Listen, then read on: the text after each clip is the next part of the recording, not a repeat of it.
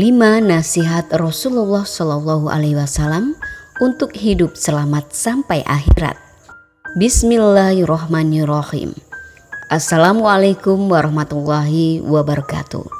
Syukur alhamdulillah kita bisa berjumpa lagi di channel Lampu Iman ini. Sholawat dan salam selalu dan tetap tercurahkan kepada junjungan kita Nabi besar Muhammad Shallallahu Alaihi Wasallam. Allahumma sholli ala sayyidina Muhammad wa ala ali sayyidina Muhammad.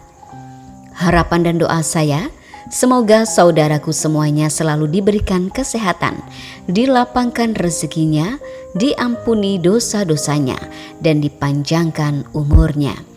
Amin ya robbal alamin.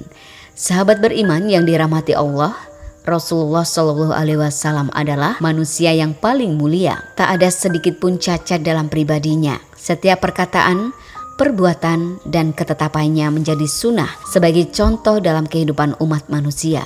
Allah Subhanahu Wa Taala memuji Rasulullah Shallallahu Alaihi Wasallam dalam salah satu ayat Al-Quran. Sesungguhnya telah ada pada diri Rasulullah itu suri tauladan yang baik bagimu, yaitu bagi orang yang mengharap rahmat Allah dan kedatangan hari kiamat, dan dia banyak menyebut Allah. Quran Surat Al-Ahzab ayat 21. Salah satu di antara keistimewaan Rasulullah adalah kecintaan Rasulullah kepada umatnya. Rasulullah sengaja menahan doa mustajabnya di dunia untuk akhirat kelak sebagai syafaat untuk umatnya. Sampai-sampai di akhir-akhir menjelang wafat, beliau pun yang ada di dalam pikirannya adalah umatnya. Rasulullah Shallallahu Alaihi Wasallam pernah memberikan suatu nasihat kepada salah seorang sahabatnya untuk mengamalkan nasihat ini dan mengajarkannya kepada orang lain agar selamat hidup di dunia dan di akhirat. Nasihat ini pada dasarnya juga diperuntukkan kepada umat-umat sesudahnya yang dapat mengamalkannya. Lalu apakah nasihat Rasulullah Shallallahu Alaihi Wasallam itu, dan siapakah sahabat yang diberikan nasihat itu? Sahabat beriman yang dirahmati Allah, seorang sahabat Nabi yang diberikan nasihat itu adalah Abu Hurairah radhiyallahu anhu. Kala itu beberapa sahabat ditanya, "Siapakah yang ingin mengambil nasihat dariku dan mengerjakannya?" Maka Abu Hurairah radhiyallahu anhu menjawab, "Aku, wahai Rasulullah." Hal ini disebut dalam sebuah hadis yang diriwayatkan oleh Imam At-Tirmizi dari Abu Hurairah radhiyallahu anhu. Dia berkata, Rasulullah Shallallahu Alaihi Wasallam bersabda, "Siapa yang mau mengambil kalimat-kalimat itu dariku lalu mengamalkannya atau mengajarkan pada orang yang mengamalkannya?" Abu Hurairah menjawab, "Saya, wahai Rasulullah," meraih tanganku lalu menyebut 5 hal. Jagalah dirimu dari keharaman-keharaman, niscaya kamu menjadi orang yang paling beribadah kepada Allah. Ridholah dengan apa yang Allah tentukan untukmu, niscaya kau menjadi orang kaya. Berbuat baiklah terhadap tetanggamu, niscaya kamu menjadi seorang mukmin. Cintailah untuk saudaramu seperti kau cintai untuk dirimu sendiri, niscaya kau menjadi orang muslim. Janganlah banyak tertawa, karena banyak tertawa itu bisa mematikan hati. Hadis riwayat Tirmizi. Dari hadis di atas ada 5 hal yang menjadi nasihat Rasulullah Shallallahu Alaihi Wasallam kepada sahabat Abu Hurairah radhiyallahu anhu. Hal ini juga menjadi nasihat bagi kita umatnya agar dapat selamat hingga kelak di akhirat. Yang pertama, jagalah dirimu dari keharaman-keharaman, niscaya kamu menjadi orang yang paling beribadah kepada Allah. Pesan pertama adalah meninggalkan yang diharamkan oleh Allah Subhanahu Wa Taala. Ternyata untuk menjadi orang yang paling beribadah kepada Allah adalah dengan cara meninggalkan keharaman. Hal ini karena sesuatu yang haram apabila kita lakukan akan membuat hati menjadi hitam dan kelam. Ketika hati kita sudah hitam dan kelam, maka ibadah pun menjadi berat atas kita. Maka dari itu orang yang paling mudah beribadah adalah orang yang paling bersih hatinya. Semakin hati seorang hamba bersih dari maksiat, maka semakin mudah baginya untuk melaksanakan perintah-perintah Allah dan menjalankan ibadah kepada Allah Subhanahu wa Ta'ala.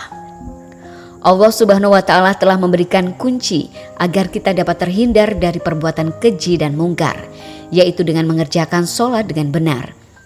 Hal ini sebagaimana termaktub dalam Al-Quran. Allah Subhanahu wa Ta'ala berfirman, "Bacalah apa yang telah diwahyukan kepadamu, yaitu Alkitab, atau Al-Quran dan dirikanlah sholat. Sesungguhnya sholat itu mencegah dari perbuatan-perbuatan keji dan mungkar. Dan sesungguhnya mengingat Allah atau sholat adalah lebih besar keutamaannya dari ibadah-ibadah yang lain. Dan Allah mengetahui yang kamu kerjakan. Al-Quran Surat Al-Ankabut ayat 45. Yang kedua, ridolah dengan apa yang Allah tentukan untukmu. Niscaya kamu menjadi orang terkaya. Pesan selanjutnya adalah agar selalu ridho terhadap ketentuan Allah Subhanahu wa Ta'ala. Kaya yang dimaksud dalam pesan Rasulullah ini bukan hanya kaya harta, karena hakikat kekayaan bukanlah kaya harta, melainkan kaya hati. Rasulullah Shallallahu Alaihi Wasallam bersabda, bukanlah kekayaan itu karena banyaknya harta, akan tetapi kekayaan itu adalah kaya hati. Hadis riwayat Ibnu Majah. Orang yang kaya hati adalah orang yang paling qanaah. Ia selalu merasa puas dengan apa yang Allah berikan kepadanya. Orang yang kaya hati adalah orang yang tidak akan pernah merasa iri dan dengki kepada orang yang diberikan oleh Allah nikmat yang lebih darinya. Orang yang kaya hati adalah orang yang selalu bersyukur walaupun Allah berikan sedikit kepadanya. Orang yang kaya hati adalah orang yang selalu melihat ke bawah untuk urusan dunia dan melihat ke atas untuk urusan akhirat. Ridho kepada ketentuan Allah merupakan suatu keharusan dan sesungguhnya itulah yang terbaik bagi kita. Allah Subhanahu wa Ta'ala berfirman, boleh jadi kamu membenci sesuatu padahal ia amat baik bagimu. Dan boleh jadi pula kamu menyukai sesuatu padahal ia amat buruk bagimu. Allah mengetahui sedang kamu tidak mengetahui. Quran Surat Al-Baqarah ayat 216. Yang ketiga, berbuat baiklah terhadap tetanggamu, niscaya kamu menjadi seorang mukmin. Mukmin berarti orang yang beriman. Baiknya keimanan seseorang bisa dirasakan oleh orang-orang yang terdekat dengannya atau orang lingkungannya. Rasulullah Shallallahu Alaihi Wasallam pernah menyampaikan bahwa tidaklah dikatakan beriman bagi seseorang sebelum ia berkata baik, memuliakan tamu dan tetangganya. Hal ini sebagaimana termaktub dalam sebuah hadis. Rasulullah Shallallahu Alaihi Wasallam bersabda, tidak beriman seseorang sehingga ia mengatakan apa yang baik, atau jika tidak bisa ia diam. Tidak beriman seseorang sehingga ia memuliakan tetangganya, dan tidak beriman seseorang sehingga ia memuliakan tamunya. Hadis riwayat Bukhari dan Muslim.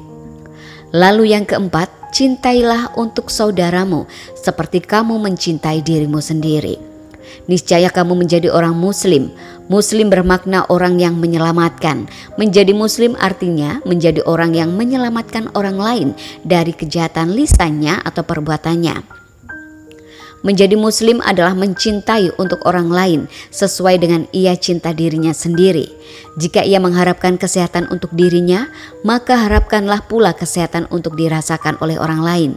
Jika ia mengharapkan mendapatkan kebaikan untuk dirinya, maka harapkan pula kebaikan itu dirasakan oleh orang lain. Jika ia mengharapkan kebaikan untuk dirinya, maka harapkanlah kebahagiaan itu dirasakan pula oleh orang lain. Hal inilah yang dicontohkan oleh sahabat-sahabat Nabi, kaum Ansyar yang mendahulukan saudaranya, kaum Muhajirin daripada diri mereka sendiri. Tentang hal ini telah diabadikan oleh Allah Subhanahu wa Ta'ala dalam Al-Quran. Allah Subhanahu wa Ta'ala berfirman, dan orang-orang yang telah menempati kota Madinah dan telah beriman, kaum Ansor sebelum kedatangan mereka ke Muhajirin, mereka kaum Ansor mencintai orang yang berhijrah kepada mereka. Kaum Muhajirin dan mereka kaum Ansor tiada menaruh keinginan dalam hati mereka terhadap apa-apa yang diberikan kepada kaum Muhajirin. Dan mereka mengutamakan orang-orang Muhajirin atas diri mereka sendiri, sekalipun mereka dalam kesusahan. Dan siapa yang dipelihara dari kepikiran dirinya, mereka itulah orang-orang yang beruntung. Al-Quran Surat Al-Hasyr ayat 9. Ulang, Al-Quran Surat Al-Hasyr ayat 9. Kemudian yang kelima, jangan banyak tertawa, karena banyak tertawa itu bisa mematikan hati. Islam mensyariatkan kaum muslimin untuk banyak tersenyum, karena tersenyum juga merupakan sedekah. Dan Islam melarang banyak tertawa, karena segala sesuatu yang berlebih-lebihan atau melampaui batas akan membuat hati menjadi mati. Dalam hadis yang diriwayatkan oleh Aisyah radhiyallahu anha bahwa dia berkata, Saya tidak pernah melihat Rasulullah Shallallahu Alaihi Wasallam tertawa terbahak-bahak sehingga kelihatan tenggorokan beliau. Beliau biasanya hanya tersenyum. Hadis riwayat Bukhari dan Muslim. Rasulullah Shallallahu Alaihi Wasallam bersabda, "Janganlah kalian banyak tertawa, karena banyak tertawa akan mematikan hati." Menurut Imam Al-Ghazali, jika hati mati, hati tak akan bisa menerima peringatan Al-Quran dan tidak akan mau menerima nasihat yang baik. Sahabat beriman yang dirahmati Allah, demikianlah nasihat yang diberikan oleh Rasulullah SAW kepada Abu Hurairah radhiyallahu anhu dan secara tersirat juga diberikan untuk umatnya. Semoga adanya video ini dapat memberikan tambahan ilmu agar menjadikan kita sebagai umat yang lebih baik ke depannya. Amin ya robbal alamin. Menurut Imam Al-Ghazali, jika hati mati, hati tak akan bisa menerima peringatan Al-Quran dan tidak akan mau menerima nasihat yang baik.